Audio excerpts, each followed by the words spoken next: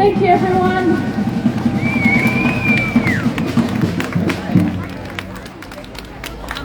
I would like to begin by acknowledging the traditional custodians of the land on which we are gathered on today and paying my respects to elders past, present and emerging. This always was and always will be Aboriginal land. Always was, always will be! Aboriginal land! Always was, always will be! Aboriginal land! Just as Palestine always was and always will be Palestinian land. From the river to the sea! Palestine will be free! From the river to the sea! Palestine will be free! And just as sovereignty was never ceded here on this continent, it was never ceded in Palestine either. Shame on this colony, shame on Israel. Shame! Friends, this is number 52.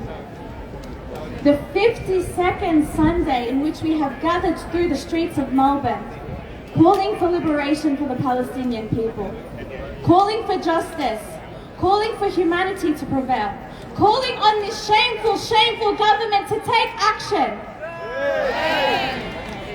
52 weeks, and in 52 weeks, what has our government done? Nothing. We've asked them to impose boycotts. Have they done that? We've asked them to implement sanctions. Have they done that?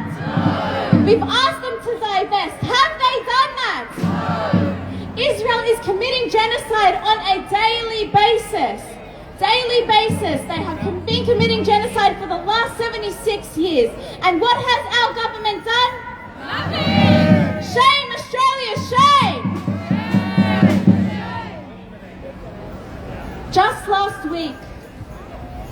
while we were marking a year since the escalation in Gaza, a year since the escalation of the genocide in Gaza, Australian media called us shameful. Shameful for holding a vigil, mourning the loss of Palestinians who have been killed within the span of 12 months. Over 186,000 Palestinians have been murdered by the Israeli government within the span of 12 months. We say shame, and somehow this government, somehow this media tries to demonize us, tries to call us shameful for mourning the death and murder of innocent people, for mourning people who have been killed by a terrorist regime, for mourning people who have been killed through this genocide. It is them who is shameful, not us.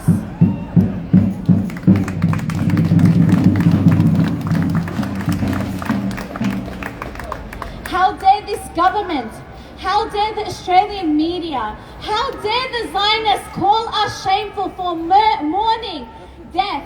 How dare they call us shameful for mourning for our martyrs? Shame on them!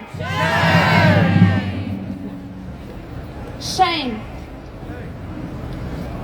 The Australian government needs to impose boycotts, divestments and sanctions. We've been asking them to do this for the last 12 months. We will continue to keep asking them to do that for however long it takes. Rain, hail or shine, we show up for Palestine. Rain, hail or shine, We show up for Palestine. rain, hail or shine. We show up for Palestine. For however long it takes, we're going to continue to demand liberation. We're going to continue to demand justice. What do we want? Liberation. When do we want it? Now. What do we want? Liberation. When do we want it? Now. Liberation now! Liberation now. Liberation now. Liberation now. Liberation now. Liberation now. Liberation now. Now today we are joined by many speakers who have been advocating for us over the last 12 months and even more. Our first speaker is Judy McVeigh. Judy is a long-term public sector unionist and delegate and associate member of CPSU and CPSU for Palestine. She is also a member of the socialist group Solidarity. Please welcome Judy. Free, free Palestine! Free, free Palestine. What a wonderful audience to speak in front of. I too want to recognise the 60,000-year culture that came before us by saying, always was, always will be. Aboriginal land. Always was, always will be. Aboriginal land. From the river to the sea. Palestine will be free. From the sea to the river. Palestine will live forever. And I want to start today by talking about what's happening in Lebanon. On the hills around Lebanon, there's a huge military base. The Americans, the US base in America, hundreds of thousands of US troops across the Middle East. They're ready, they're willing, depending on what happens in Lebanon. Netanyahu has told the Lebanese people, start fighting yourselves. I know you're divided by cultural ties, etc. Fight yourselves, kill yourselves, or we will kill you. That was in a report. We say, hands off Lebanon. Hands off Lebanon. The Lebanese people know the answer to this kind of threat. In 2006, Israel invaded southern Lebanon. The response was immediate unity amongst all those people in Lebanon.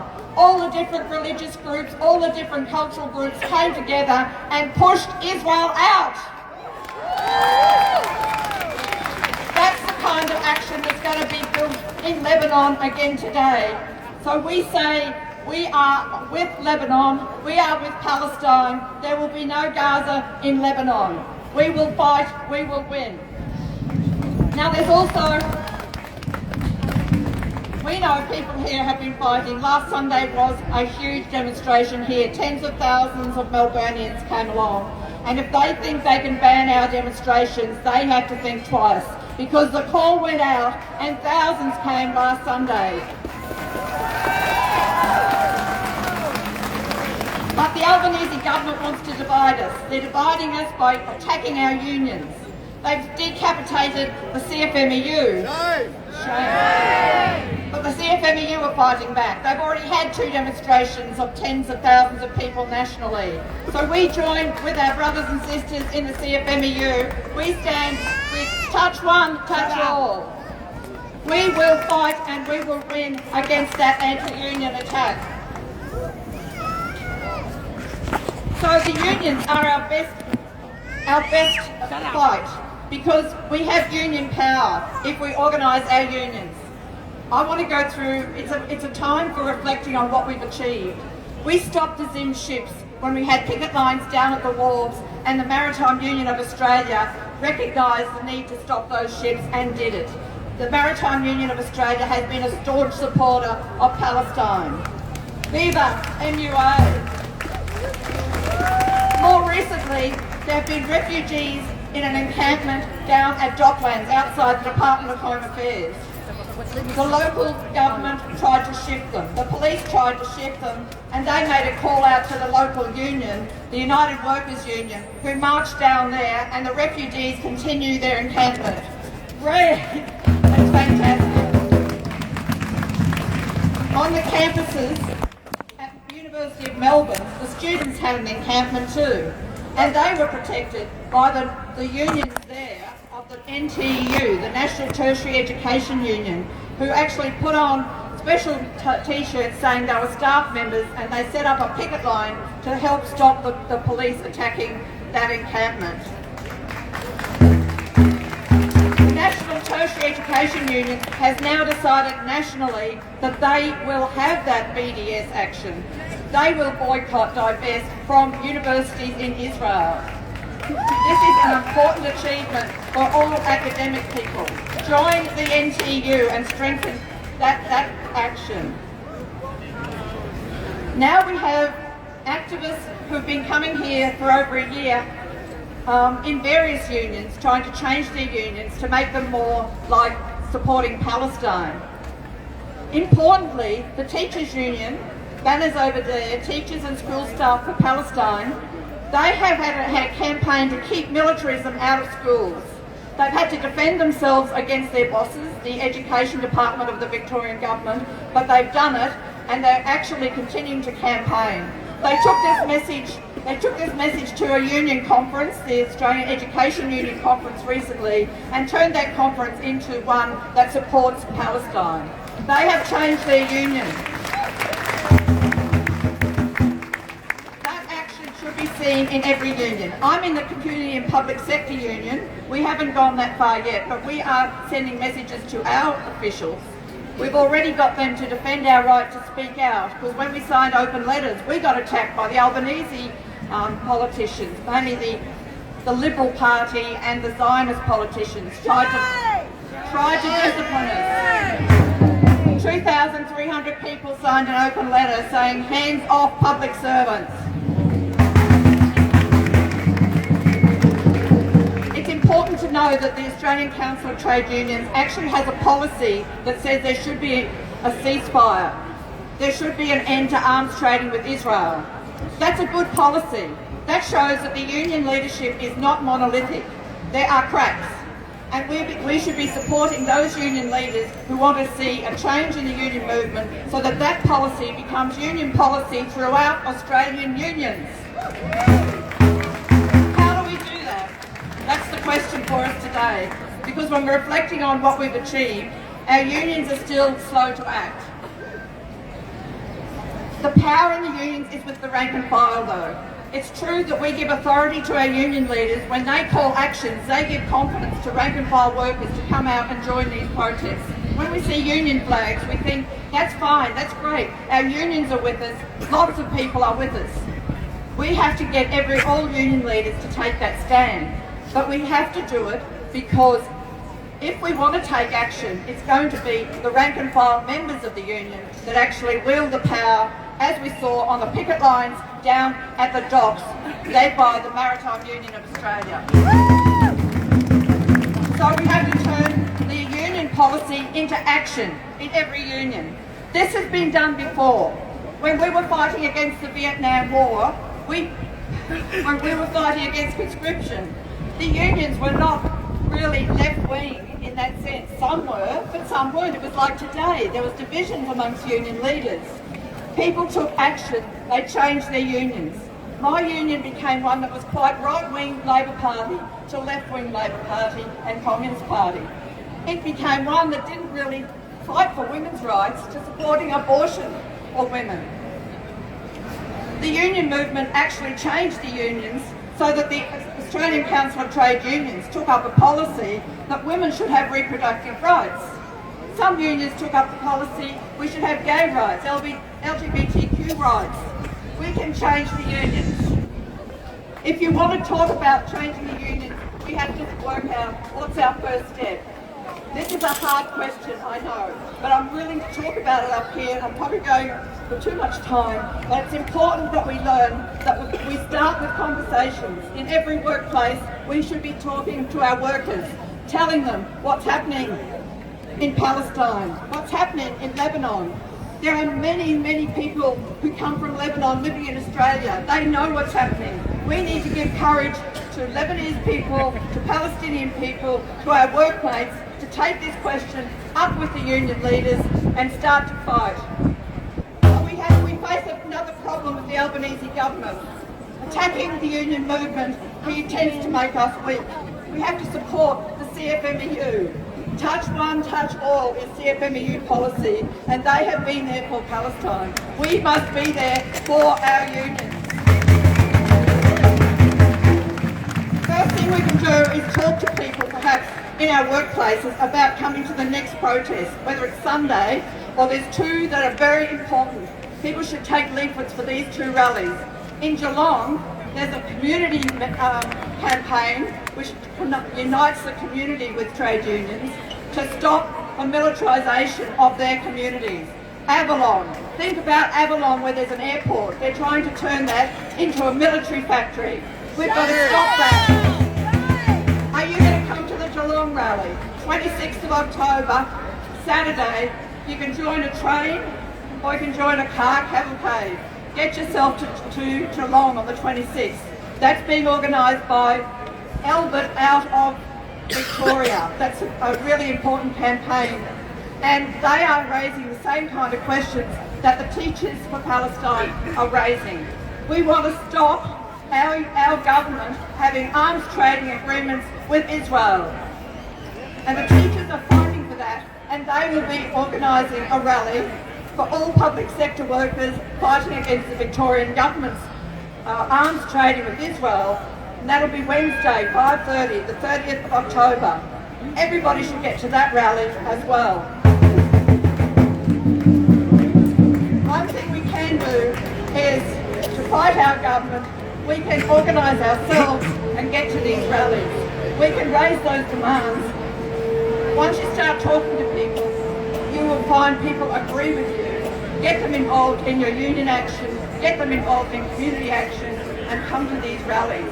Thank you. Always was, always will be. The workers, united, will never be defeated. The workers, united, will never be defeated. The society we live in is riddled with oppression and militarism and violence.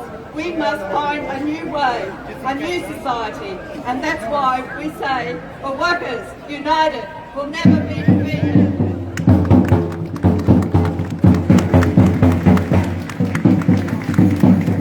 Thank you so much, Judy. Palestine is union business. Palestine is union business. Palestine is union business. Palestine is union business. Liberation is. Palestine is union business. Palestine is free Palestine. Free Palestine. Free Palestine. We need to continue to get organised. We need to continue to fight this genocide by any means necessary. We Vote for Palestine is currently running some work around the election campaign. Council elections are taking place right now. We Vote for Palestine have put out a pledge specifically calling on candidates to make 3 commitments in relation to Palestine should they be elected. Head down to the table to my left, reach out to the We Vote for Palestine team, grab a pamphlet, scan the QR code, look into each and every single one of your candidates and make sure that you do not vote for them unless they are good on Palestine. Do not vote for them unless they are calling for liberation. Do not vote for them unless they have signed the pledge. Do not vote for them unless they are committed to call for justice once they are elected.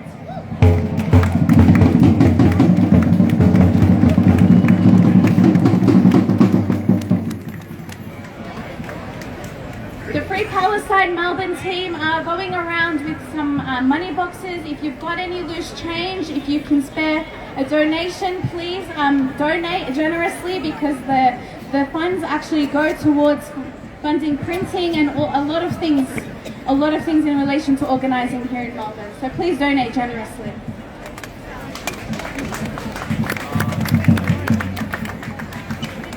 Now, if you've been paying attention over the last couple of weeks, you will have noticed that Lebanon has been bombed. You will have noticed that Lebanese sovereignty has been threatened by the Israeli government. It is really important that we understand that Israel is actively participating in genocide against the Palestinian people, but it doesn't only want Palestinian land. It also wants Lebanon, it also wants Syria, it also wants Jordan, it also wants Egypt. Israel is a terrorist state. It's an illegal state. It is an illegal, terrorist, occupying state. Our government needs to open its eyes. It needs to open its eyes, it needs to listen to the Palestinian people, it needs to listen to the Lebanese people, it needs to listen to the Syrians, because we have been experiencing the brutality of Israel since its creation and even prior. Now, with us, we have a strong and amazing Lebanese activist, Afaf al-Fawad. Afaf has been a long-standing activist for Palestine since her early teens. A mental health advocate, she also focuses on mental health awareness in the Middle Eastern community. Being of Lebanese descent, her goal is to amplify the voice of the Lebanese community and their solidarity with the Palestinian people. Afaf has also done humanitarian work in the Palestinian refugee camps in Lebanon and is a firm believer in the right to return. Please join me in welcoming Afaf. Free, free Palestine! Free, free Palestine! Thank you so much for allowing me to speak again today. Now, comrades, from the beginning of this genocide, we have screamed out for justice. We have screamed out for an end to the murder of innocents until our voices were hoarse. The Lancet months ago stated that the death toll of innocents could be over 150,000 people. Shame. Now, a few weeks ago, that death toll was updated, with academics now saying that the true death toll could be around 300,000 people. Shame on all those in power who have let rivers run with the blood of innocents. Shame. Now, this number doesn't include the 2,850 innocent Lebanese civilians that have been killed. It doesn't include the innocents murdered in the West Bank. It doesn't include the innocents being murdered in Syria. The death toll could be over 300,000.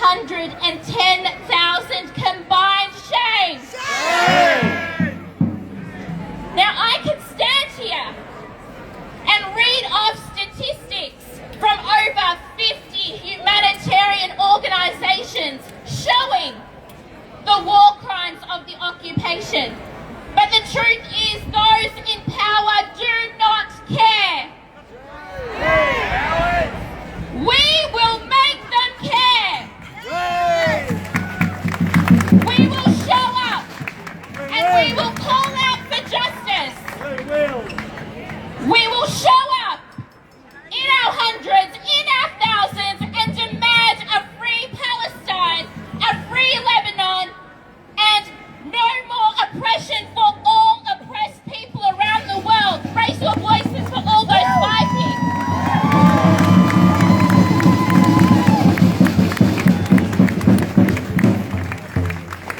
We will continue to show up and call out the hypocrisy. We will show up and call out the lies, and we will raise our voices for those beneath the rubble. We will raise our voices for those above the rubble. And we will raise our voices for those searching in the rubble.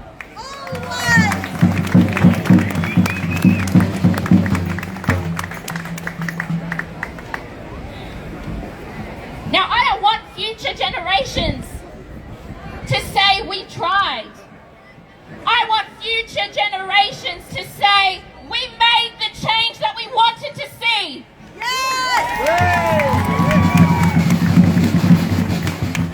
I want us to see the revolution that we want to see in our lifetime. And if we want that to happen, we will have to continue to show up. We have to continue to fight for those whose voices are being dimmed. Fight for those who are being murdered. Fight for those who are unable to raise their voices.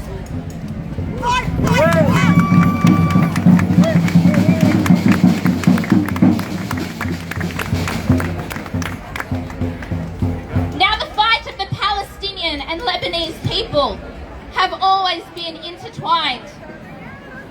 The Palestinian people show resilience, show life. The Lebanese people show perseverance. Together they are a force so strong that the earth will shake with their might.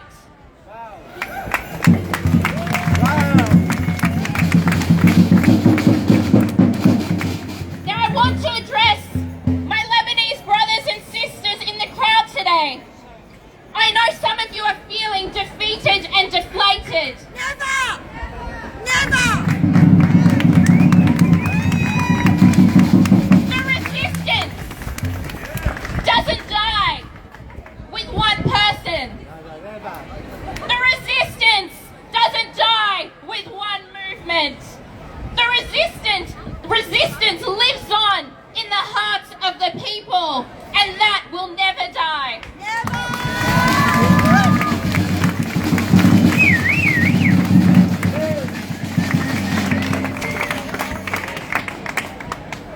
Now, the Palestinian people have shown that resistance. The Lebanese people have shown that resistance. Just today, I saw a Lebanese journalist go up to a young 10-year-old girl in the south. Her grandfather near her, almost 90 years old, he says, what is he doing? She says, he's picking up the rubble. We're going to rebuild. Always, we will. He said, why rebuild? Go to safety, leave. She says, this is our home, this is where we stay. This is where I will give birth to my children, and this is where my grandfather will be buried, and we are going nowhere.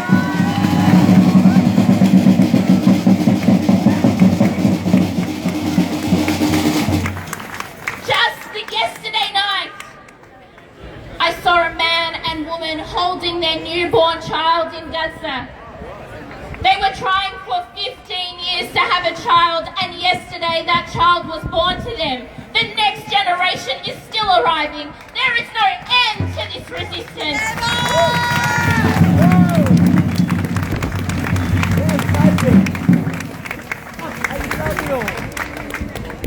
A journalist yesterday spoke to a man in Gaza. He said, aren't you afraid? He says, what do we have to be afraid of? Everything we are afraid of, we have experienced. And we are still here, and we are still living, and we will not give up. Look to their resolve, look to their courage, turn up, be their voice, show them we haven't given up.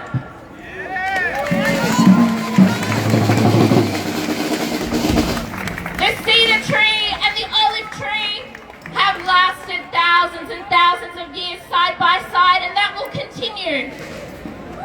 No matter how much they try and cut us down, no matter how much homes they bulldoze, no matter how many of us go to prisons, we will continue, and that I give my word.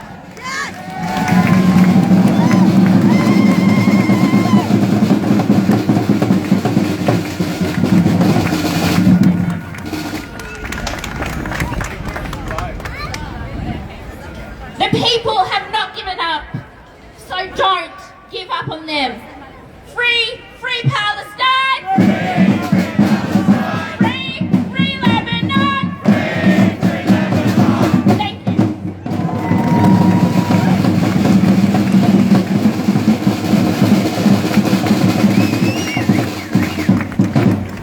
Resistance is justified! Resistance is justified! Israel out of West Bank! Israel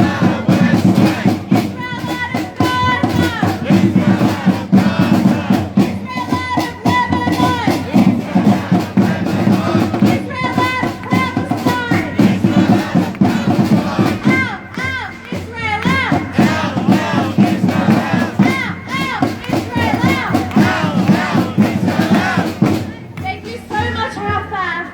The Palestinian people, the Lebanese people, we will continue to resist. We will continue to demand justice alongside each and every one of you until Palestine is free, until Israel is stopped in its tracks.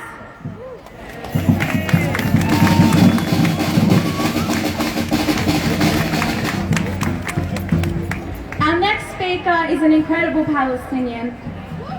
Ola Addasi is a medical scientist who works in histopathy and cryotology, specializing in cervical cancer. She has been on the committee of the Palestine Community Association since 2011. She was born and raised in Gaza. She was born and raised in Gaza.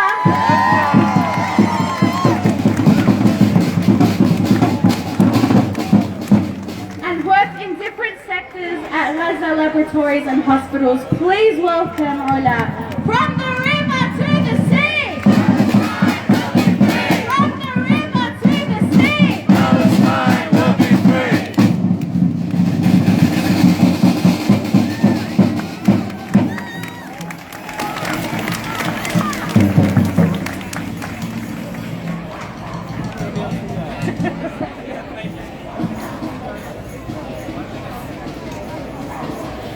Assalamu alaikum. Walaikum Just salam. starting acknowledge this land is Aboriginal land. Yes! Always was and always will be. After 1 year of genocide, I don't have any word to describe my feeling and what's happening there. Gaza is my home. My family, my parents, my grandparents, brothers, sisters, my nephew, all my relatives there. Were displaced several times during last year and this year. They had to leave everything behind.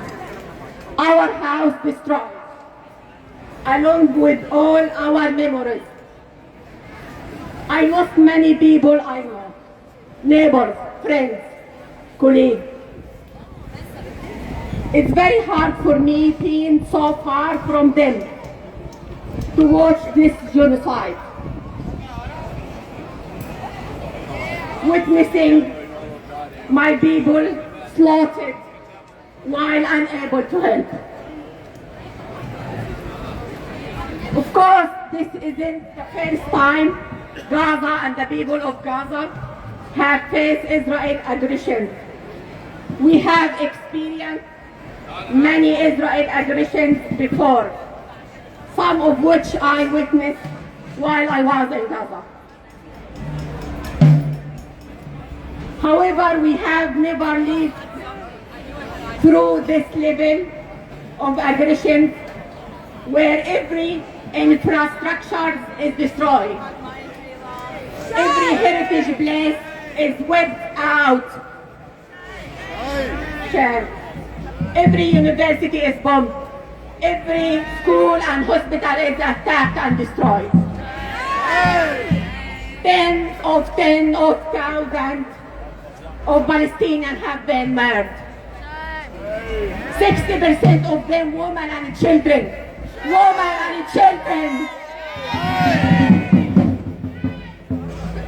I didn't need to turn on the news to understand the horror unfolding in Gaza. The reality came to me through the voices of my family, friends, and medical specialists working on the ground there. They didn't just share statistics or news headlines. They conveyed to me the whole picture. The teeth, the tiring, the cries, the chaos, the despair. Every day they face a lot of suffering, trying to save lives with decreasing medical supplies due to Israel's siege on Gaza. No water, no electricity, no food, all while knowing their own lives were in constant danger. They didn't know if they would survive the next hour or the next air strike. But their biggest worry was not that. Their biggest worry was that the medical supplies were running out, and they feared they would reach a point when they couldn't help the injured flooding into their hospitals. What is even more heartbreaking than hearing their voice was that not hearing their voice. I have lost contact with them all. I have lost people I have worked alongside. Doctor, nurse, monitor, and even my university professor. These are not just statistics. They are brilliant minds, beautiful souls who give their life to helping others. And now they were all killed by Israel.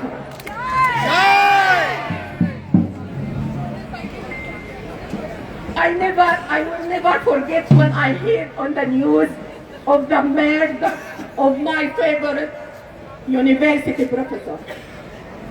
While watching the news at the other, this man who taught me, guided me, inspired me through my education was gone. The shock when hearing his name on the TV while sitting so far away was a pain I couldn't describe. Really, I couldn't describe. So now, as I stand before you, I have no one left to hear from. Every friend I had in the medical team was either dead or missing. Social. Silence is defending. Gaza is not a war zone. It is an incubation place of Palestine full of amazing people who make up every day with one mission to survive and help others to survive. Instead, Israel airstrike buried them under the rubber, dead and alive. I stand here to share their voice because they cannot be here to speak for themselves. I stand here today to give a voice to the people I have lost. Doctor, nurse, father, mothers, children. Their story deserves to be heard and their lives deserve to be remembered.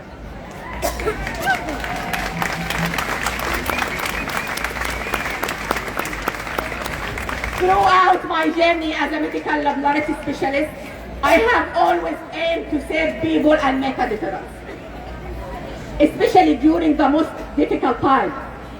But even through the tiring and pain, I felt an obligation to continue my work to serve my second home, Australia. But as an Australian of Palestinian background, it has been a painful reality to be unable to serve my own home during a time of a crisis. When I thought to return to Gaza to help my people there, as a member of BASMA group, the Israel Defense Force denied my entry due to my Palestinian identity. Then, this was devastating. The pain of not being able to physically assist my people during this time of need was compounded by the emotional toll it took on me. I felt paralyzed, knowing that despite my medical skills, I was unable to save my people's lives. I call on the Australian government to recognize the deep hypocrisy in its stand.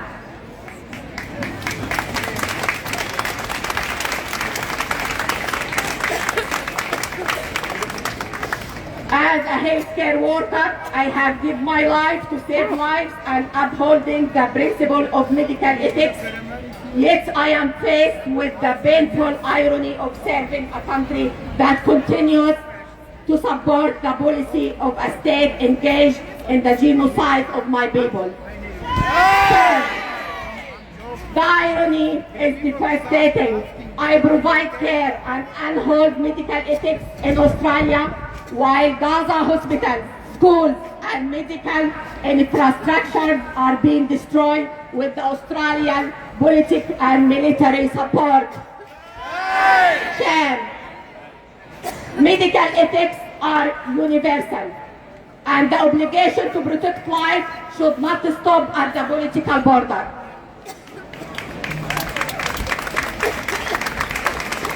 Just last night, I just received message from my friend. She's in the North Gaza. And now North Gaza, the bombing, the killing is back again, more worse. More worse. She asking for help. She's a doctor, work in Al Auda hospital, and she asked me for help. Please help us. This morning, I just received news for she's killing. They kill her this morning. This morning they kill her.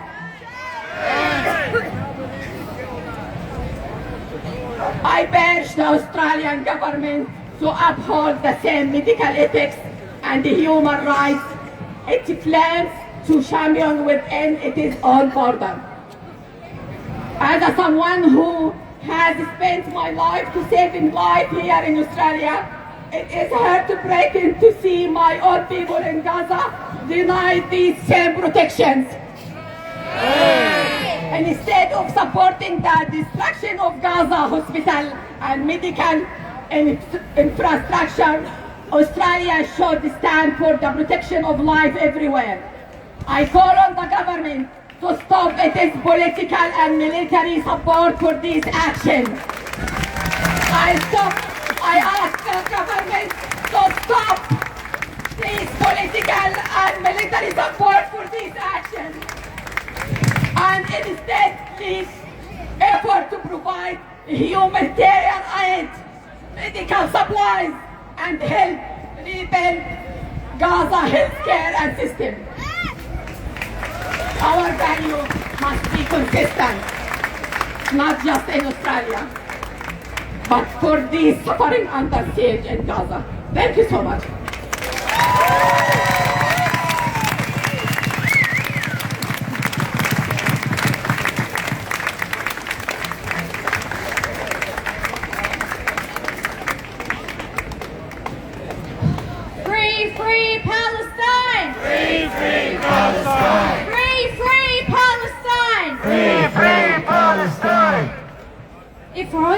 speech can highlight anything, it's that every single Palestinian is someone's mother, brother, sister, father, son, daughter.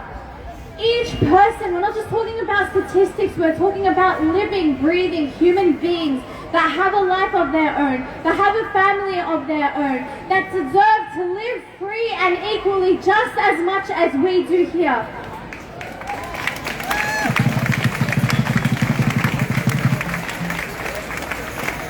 The government can try and dehumanize us. Israel can try and dehumanize us. The Australian media can try and dehumanize us. But we should remember and keep at the heart and center that we are human beings that deserve a life, deserve to live freely, deserve equality. And shame on anybody who says otherwise. Now we're about to start marching, but before we do, I have a couple of community announcements. I also want to make a call out for marshals. If anybody is willing to assist marshals in marshalling today, please, we need as many people on board as we can. Please head to Foot Locker and meet the marshalling team. They'll give you some basic training. Your support is really appreciated. The marshals play a very integral role in making sure that community is safe throughout the protest. So if you can, if you're willing and able, please join the marshals outside of Foot Locker. I also want to highlight that on the 22nd of October, we will mark 100 days of the refugee encampment. Shout out to the people at the refugee encampment.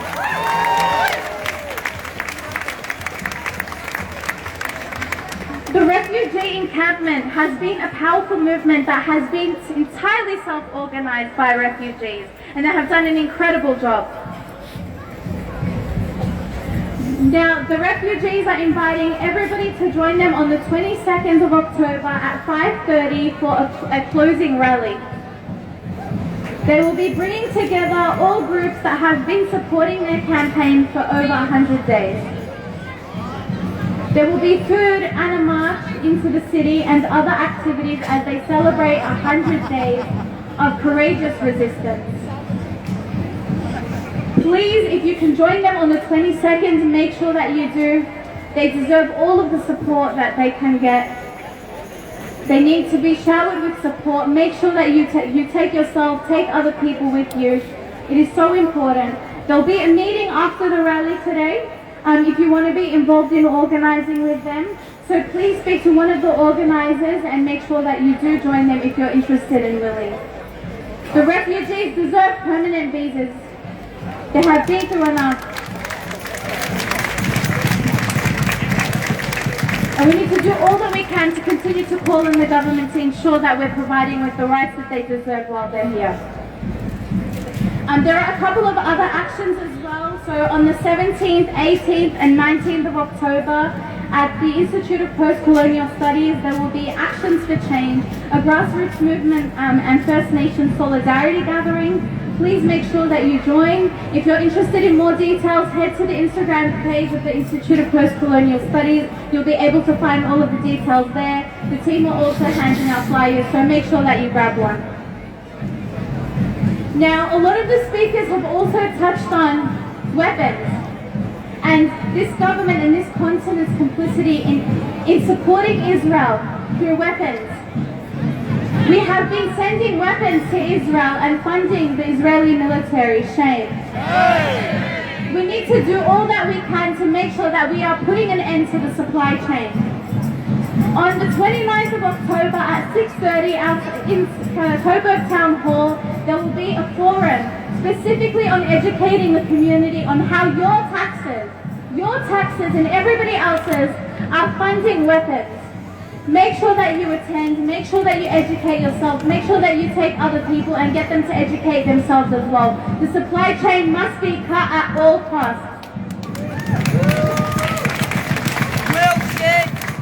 And our taxpayer funds should not be funding the murder of people, should not be funding weapons. They should be used here on this continent to support the cost of living crisis and all of the other crises that we have here on this continent.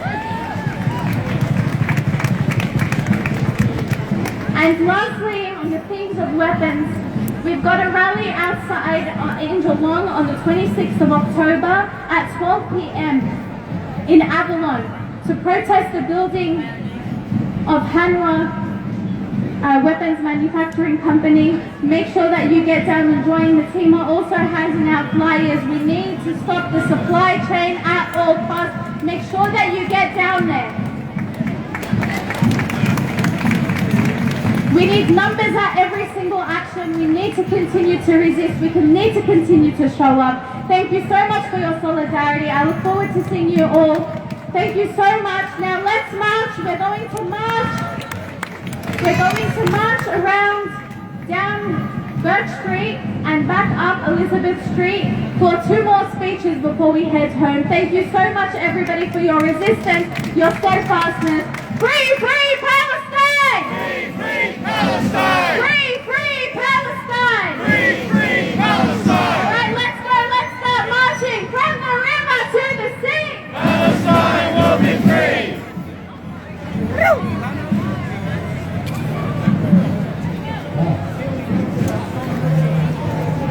You guys gonna call? You guys gonna call?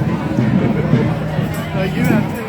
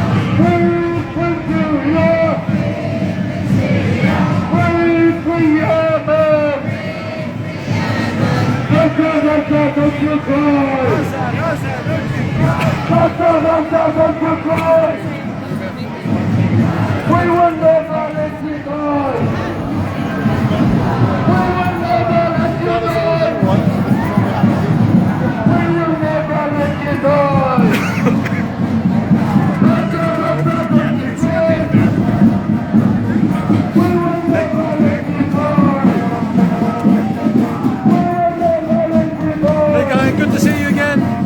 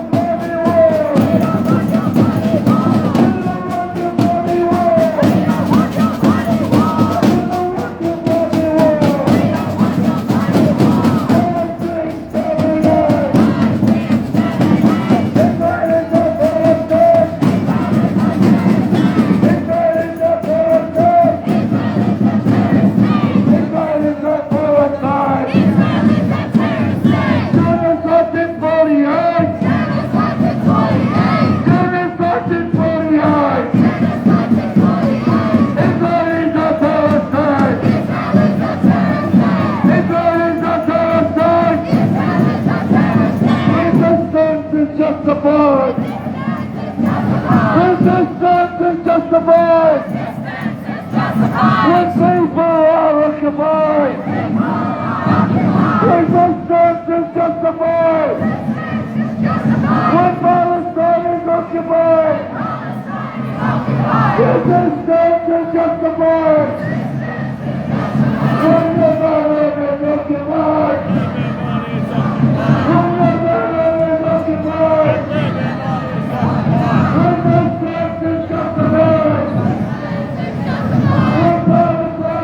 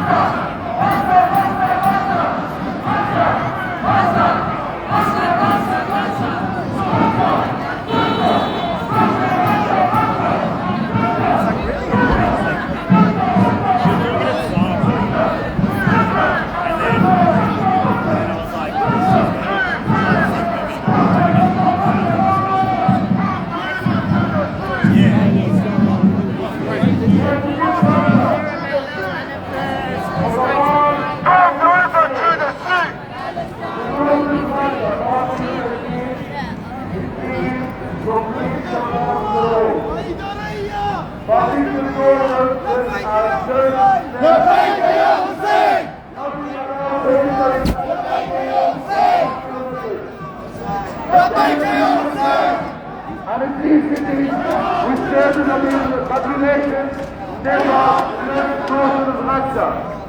They at the moment have absolutely nothing for the last 8 days. Starvation, which is not a humane thing to do. Starvation in every manner, in every ethic, not allowed to be. And that's what our government supports. Killing the vast majority of people by starvation. If you're not aware of it, there is unsupported. 8 days and about 3 hours to be honest, they started. Nothing allowed to hit them at all in the northern of Russia. And the vast, rifles, armed explosives goes inside the houses and bombed them for the last 3 days. They decided to destroy every single house in the northern of Gaza in about 5 kilometers from the northern of Gaza. Shame on our government. When we sit down there, our government did nothing that's wrong. Our government supports this inhumane killing. Our government arms this inhumane killing. We wish our government did nothing. Much better if they did nothing. Supporting the killing, supporting the inhumane, supporting never been ever recorded in history.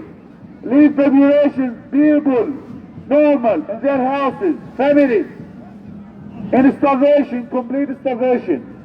In the 21st century, we leave families with absolutely nothing. We're talking about electricity and fuel 12 months ago. Now we talk about water and food. We don't want electricity, we don't want fuel. All of we need is a bit of water and a bit of food. We have all of fuel with it. When you have your life just remember the ocean becomes about absolutely nothing. Thank you for you really to stand up week after week after week. Indeed. But you are the goal. Actually, everyone.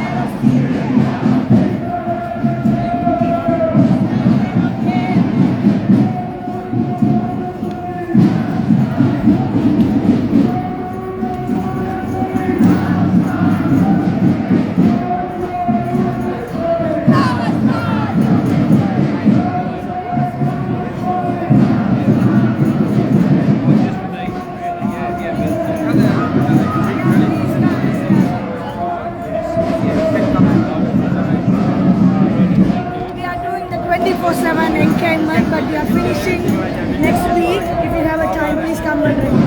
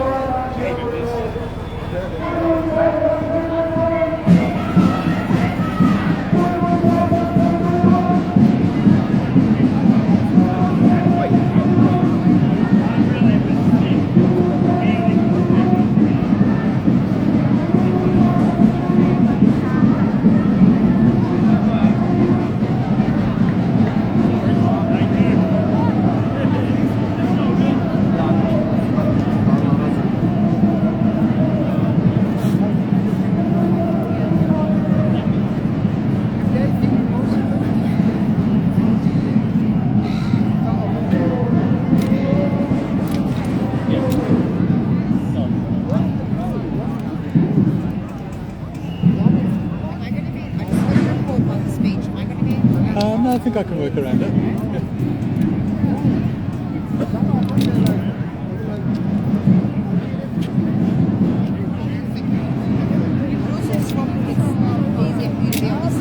It's okay. I think just here will be fine.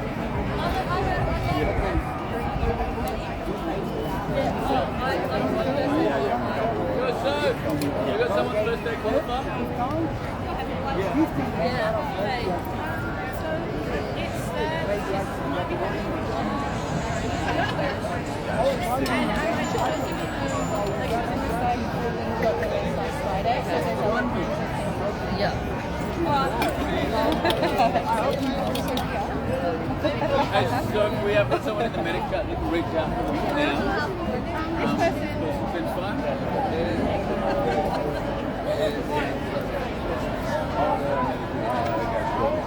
I think they're on someone now. They're all good. But just Soph here if you want to check in with Soph.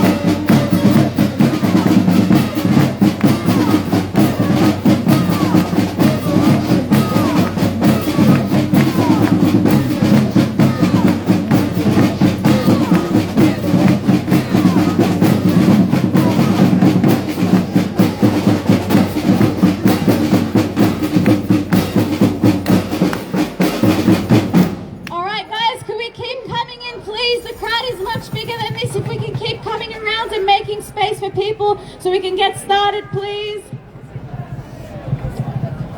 And while we do that, we'll continue to chant, "Free, free Palestine! Free, free Palestine! From the river to the sea! From the sea to the river! Israel out of West Bank! Israel out of Gaza! Israel out of Lebanon! Israel out of Palestine! Out, out, Israel out! Out, out, Israel out! Free, free Palestine! Free, free Palestine! Alright, thank you so much, everyone!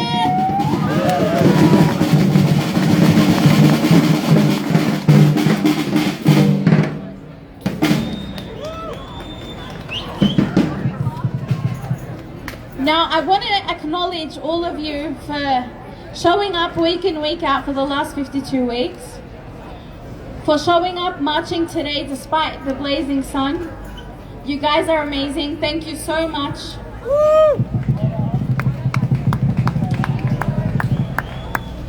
Continue to be steadfast. Continue to call for justice every single day of the week.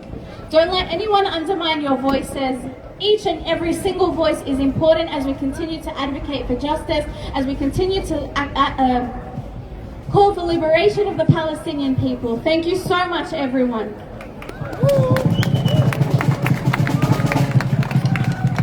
Now, this week, voices have been silenced within the university space. Shame. We've seen crackdowns at RMIT, crackdowns at Melbourne, crackdowns at Monash. Shame.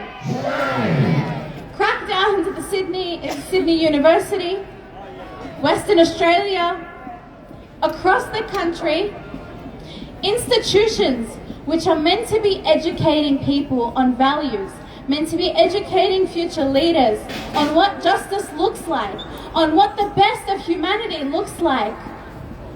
And instead, what are they doing? They're silencing voices. They're trying to silence people advocating for justice, and they're siding with the oppressor. Shame! Our last two speakers are going to be talking to us about the situation on campus. The first speaker we have with us today is Samantha J. Jorunda. She is an academic at Monash University who researches and teaches on gender and development in conflict-affected contexts. She's also an NTEU member. Please join me in welcoming Samantha. Free, free Palestine!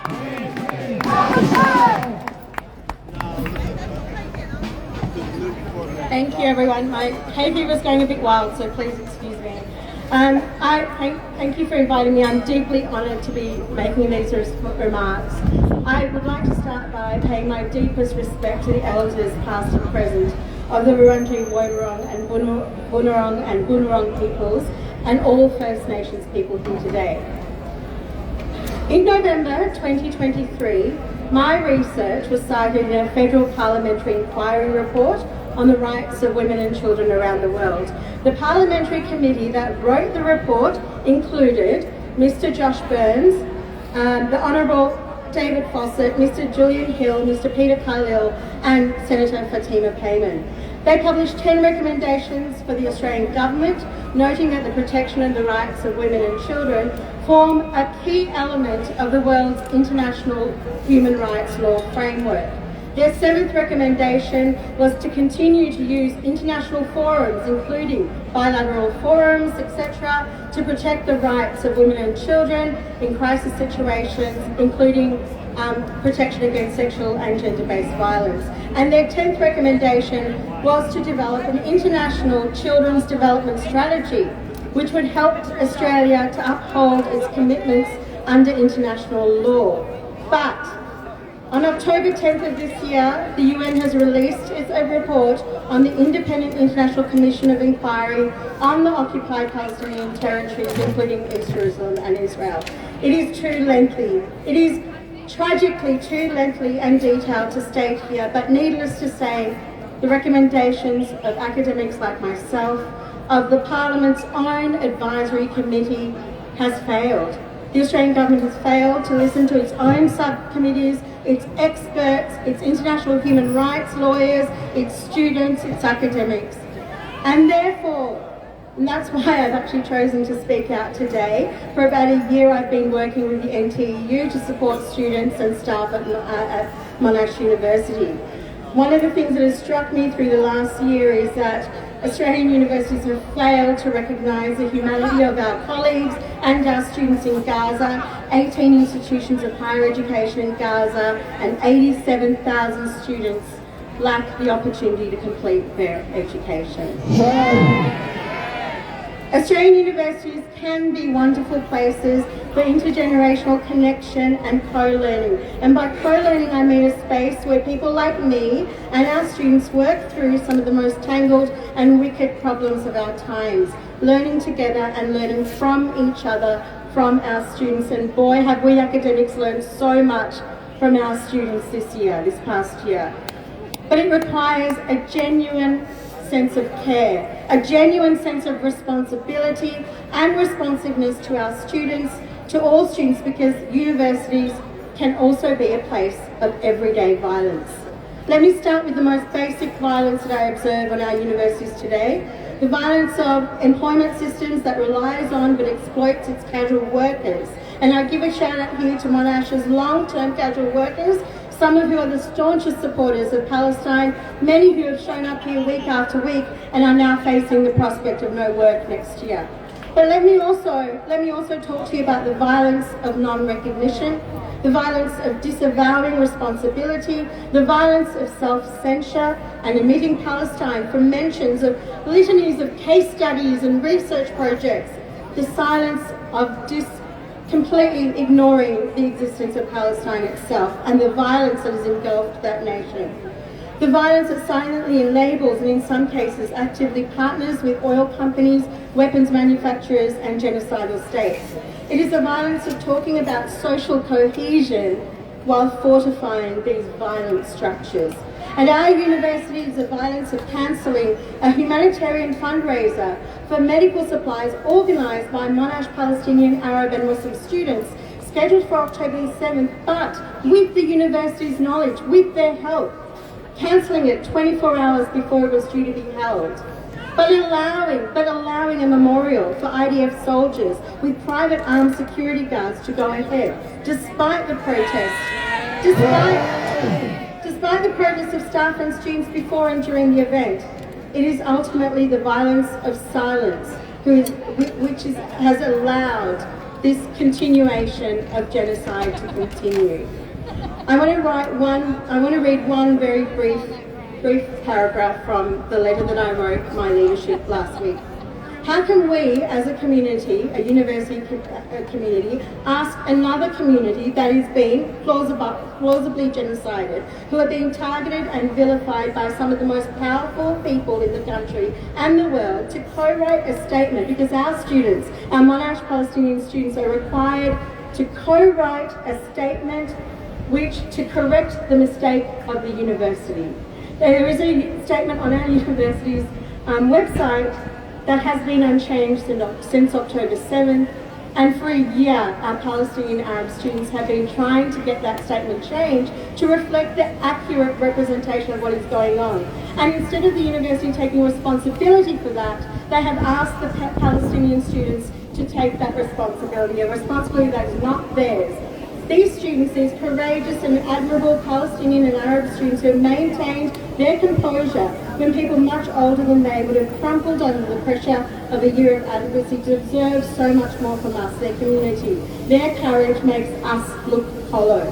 And finally, I note, how can we as a university make choices that seek to, that on the one hand seek to talk very openly about the importance of justice and social cohesion, but we ignore and we turn a blind eye to the bombings in refugee camps overnight. When, as we were talking about the cancellation of these events, there were Palestinians in refugee camps continue to be bombed. The IDF, that was the work of the IDF, that was enabled a Heroes Memorial on our campus. And the same night, they had killed a young Palestinian journalist who may have been one of our own graduates. And when one of our own PhD students had lost 5 members. I felt compelled to write to them directly because they were not hearing the collective voices. They will not hear my voice either. I probably should have checked my employer's handbook to see if I'm okay to speak out against my employer in this way. But what I have learned and what the students on my campus and others have taught me, and all of you have taught me over the past year, is to quote the wonderful Audre Lorde, who said that my silences had not protected me and your silences will not protect you. And that is a message to my colleagues and all of the Australian universities around the world. Thank you.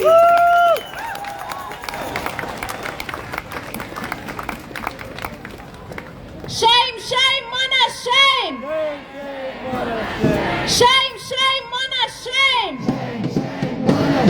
Shame, shame, Zionist shame! Shame, shame, Zionist shame! Thank you very much, Samantha, for that. It is incredibly shameful. It is incredibly shameful the way the universities here on this continent are behaving. Incredibly shameful. Our next speaker is Hadi. Hadi is a veterinary medicine student at the University of Melbourne, and if any of you have been paying attention for the last 12 months, I don't need to rehash what Melbourne University has been like either. Beyond his studies, he emphasizes the importance of social awareness, knowledge, and open discussion. However, more importantly, action and activism against any and all forms of oppression. Please join me in welcoming Hadi. Free, free Palestine!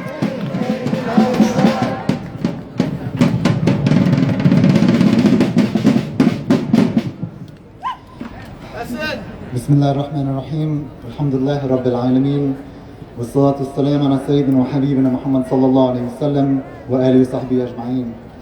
قال الله في قرآنه الكريم بسم الله الرحمن الرحيم فإن مع العسر يسرا إن مع العسر يسرا فإذا فرغت فانصب وإلى ربك فارغب. Allah subhanahu wa ta'ala says in the Holy Quran, so surely with hardship comes ease. Surely with hardship comes ease. So fulfill your duties and strive, turning to your Lord with hope. Assalamu alaikum wa rahmatullahi wa barakatuh. May peace and blessings be upon you all. First, I'd like to begin by acknowledging that we are gathered here on the unceded and stolen lands of the Wurundjeri Woiwurrung and Bunurong people of the Kulin Nations. I recognize my own role as a visitor, settler, and benefactor of these lands, which were taken through the same colonial violence that ravages Palestine and so many places around the world today. These parallels should remind us to reflect on the ongoing struggles for justice and liberation here and everywhere. Let us all remember that this land always was and always will be Aboriginal land. Now, I've been asked by my friends to introduce a global initiative that is launching tomorrow. And I'll keep it brief for both of our states because the stage is not my place of comfort at all. Let me start by explaining the name of the initiative, Project Black Seed. The Prophet ﷺ said, the black seed can cure every disease except death. This is the heart of the project's mission, to help heal a fractured society and wounded ummah by uniting everyone to respond to overlooked crises. This year the focus is on Sudan, a nation in desperate need of recognition and aid. The war in Sudan has waged for over a year and 5 months, since April 2022 when 2 military generals began their brutal infighting. It's a counter-revolutionary war and a proxy war, with civilians targeted to bear the brunt of the violence, especially women and ethnic minorities like the African Masalids. The statistics are staggering. Estimates of more than 110,000 killed, more than 10 million people displaced, and half the country, 25 million people living in severe hunger. A further 766,000 people living on the brink of famine. Shame! But numbers don't comprehend human lives or stories. I encourage everyone here to read the Human Rights Watch report, The Mesedet Will Not Come Home, to glimpse the gravity of the situation.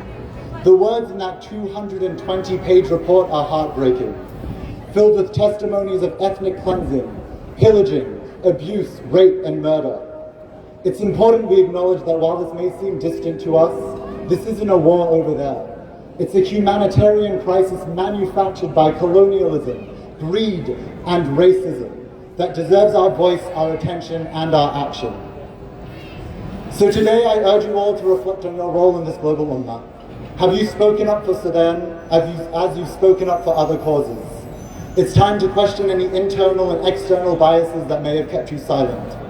Western media, and just last Wednesday my own university, framed this conflict as a distant civil war, if they give it any attention at all. But we know that this is not civil. This is a genocide at the benefit of the UAE and global north, and ignoring it is to ignore our shared humanity. Project Black Seed is asking for your help. Starting tomorrow, inshallah, we aim to raise $1 million to provide critical relief to the people of Sudan. Whether you can run a small fundraiser, sell homemade cakes or pins, host a dinner, or just donate a coffee's worth, every effort counts, and every dollar quite literally can save a life. You can register your fundraiser on our Instagram page. We're working with trusted charities like Islamic Relief and Human Appeal, which are on the ground ensuring that the aid reaches those who need it most. We're calling on all organizations, councils, mosques, activism groups, anyone, to reach out if you can support and promote the initiative in any way. This is a global movement. We're working in America, Canada, the UK, but it's only as strong as our unity. Together we can amplify the voices of the oppressed and ensure that their suffering is not overlooked. So please, open your phones, look up Project Black Seed on Instagram, and see how you can contribute, whether it's through sharing, donating, or organizing. With your help, Bismillah Ta'ala, we can reach our goal of 1 million, raise awareness, and unite across our differences, whether racial, cultural, or religious. Together we can elevate the narrative and refuse to stay silent in the face of injustice. Tomorrow, Sorta Sudan and Unimel for Palestine are holding a fundraiser in Mahmoud's Hall on campus. And please follow the Project Black Seed Instagram page to hear more about fundraisers this week. Thank you for your time. Please keep us in your prayers and dua, and may peace and blessings be upon you all. Assalamu alaikum.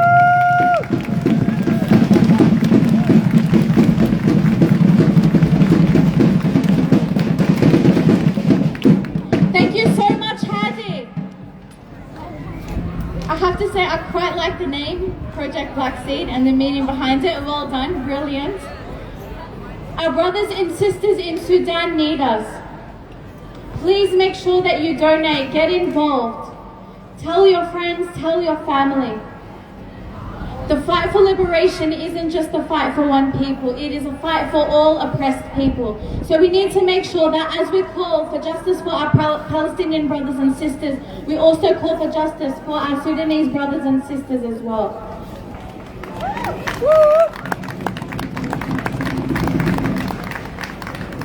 Before we wrap up, I'll just flag that the University of Melbourne will be holding a rally on Wednesday, the 16th of October at 12 p.m. Head to Students Against War Instagram page, Unimel, for more details. The location is to be confirmed. It is really important that we show up, that we attend rallies like this, that we call out our universities and their complicity in this genocide. Shame on them. We need to show up, we need to call for justice, and we need to demand that they divest.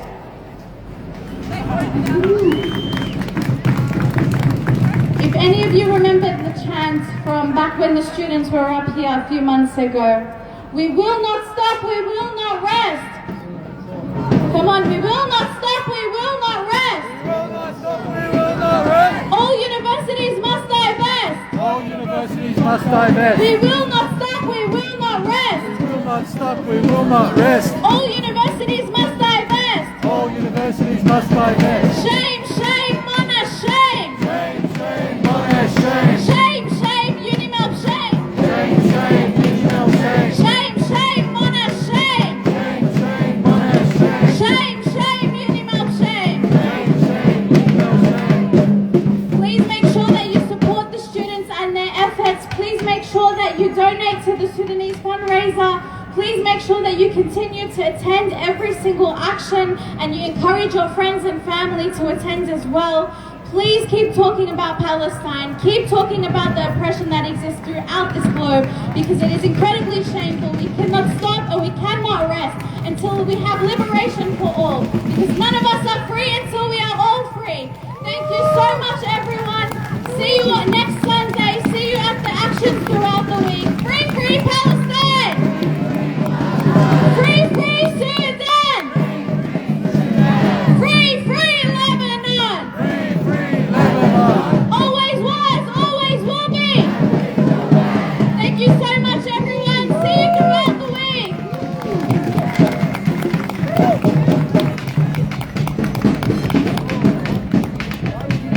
Thanks everyone, see you next week.